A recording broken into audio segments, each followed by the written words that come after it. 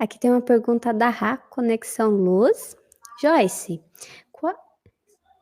peraí, Joyce, quais razões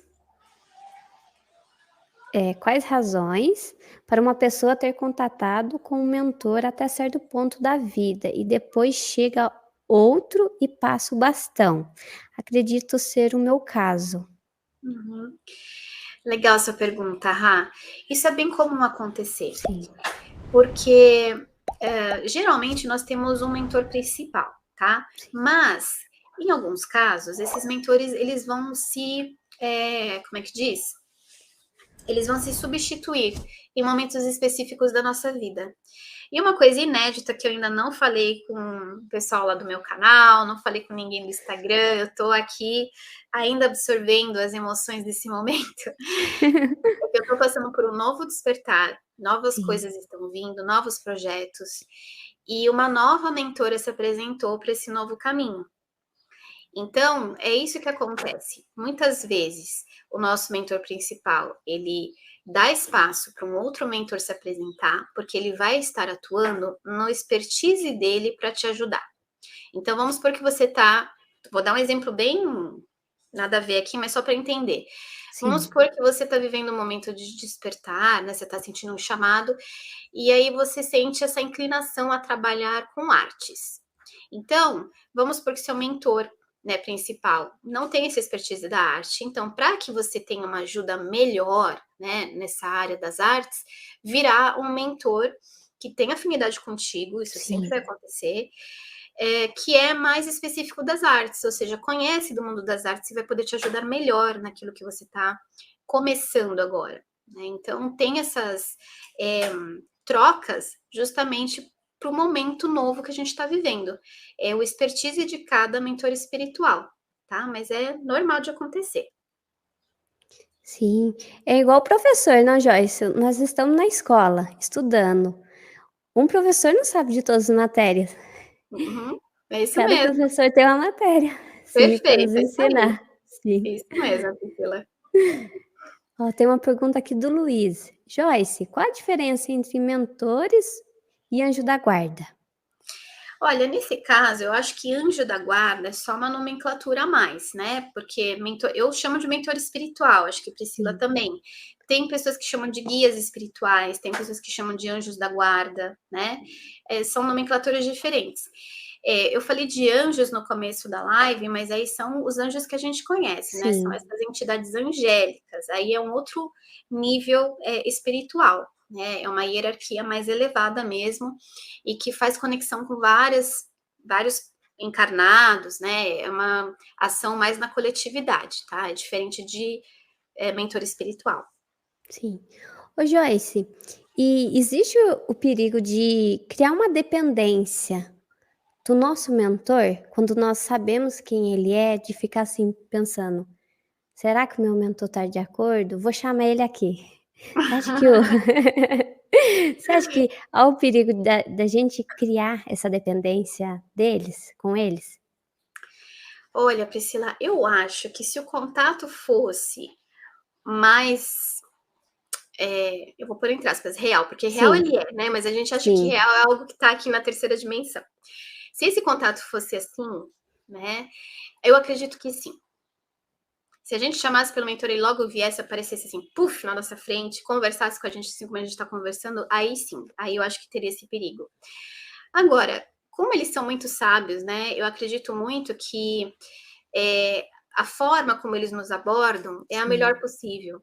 Né? Então, nem sempre quando a gente chamar o mentor, ele vai se apresentar, né?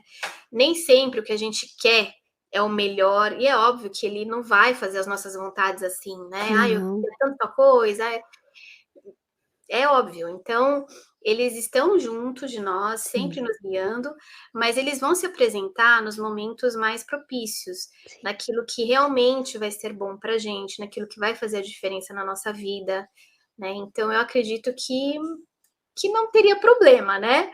Óbvio que existem muitos casos, mas assim, na forma como eles nos abordam, eu acredito que não teria problema. Se fosse mais ostensivo, aí sim, aí eu acho que a gente criaria uma dependência muito forte.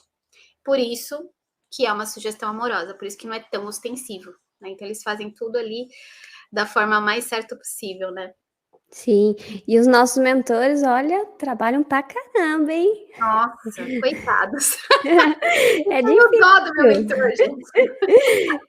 Ele tá disponível para nós. É só os momentos, importantes mesmo, não, Joyce? Sim, aqueles específicos que eles precisam realmente estar ao nosso Sim. lado, né? Ó, a Maria perguntou aqui: "Como faço para ouvir o meu mentor?" Então, Maria, muitas vezes você não vai ouvi-lo, tá? Muitas vezes não vai ser assim, ouvir na sua orelha ou então ouvir dentro da sua mente. Muitas vezes ele vai se manifestar de formas bem sutis. Por isso que eu acredito que é muito importante a gente desenvolver a nossa sensibilidade, para que a Sim, gente sim, consiga se tornar perceptivo e captar os sinais, as mensagens que os mentores vão enviar para a gente. Porque veja bem, muitas vezes a gente está querendo fazer um contato, a gente está querendo se comunicar com os mentores da forma que a gente idealiza, mas eles já estão fazendo isso, é que a gente não sim, está parando para perceber. A gente está ignorando todos os sinais que eles estão enviando e está pensando assim: ah, eu não consigo contato com o mentor espiritual, né? Esses contatos vêm de infinitas formas. Eles vêm muitas vezes através de sinais, sim, através de mensagens que não são diretamente deles, eles usam intermediários, então podem ser animais, sim. O gato é insetos, bem sensível, não? Gato, cachorro. é, Sim, geralmente são animais próximos da gente, sim, ou então insetos, como por exemplo borboletas, sim, joaninhas, sim, louva-a-Deus. Nada é por acaso, gente. Nada, sim, nada, nada, nada é. Tudo é um sinal. E não é coisa de paranoia, não. Realmente, nós vivemos sincronismos sucessivos e perfeitos o tempo todo.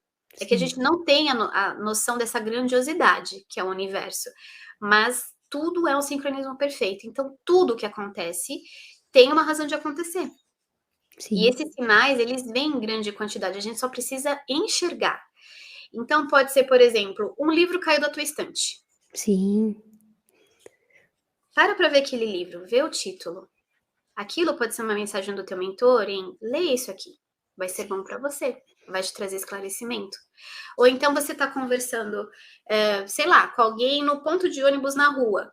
E aí esse alguém te fala umas coisas que você fala, caramba, parece que foi para mim. E sim, realmente é. Né? A gente tem que confiar nesses sinais que vêm, porque os mentores eles se manifestam dessa forma, porque a gente é muito desatento. Então, muitas vezes eles vão enviar mensagens indiretas, se servindo de outros meios, para que a gente entenda melhor, para que a gente capte melhor. Porque sim. eles cansam de falar para a gente, né, de sussurrar. A gente nunca está ouvindo, a gente é muito distraído.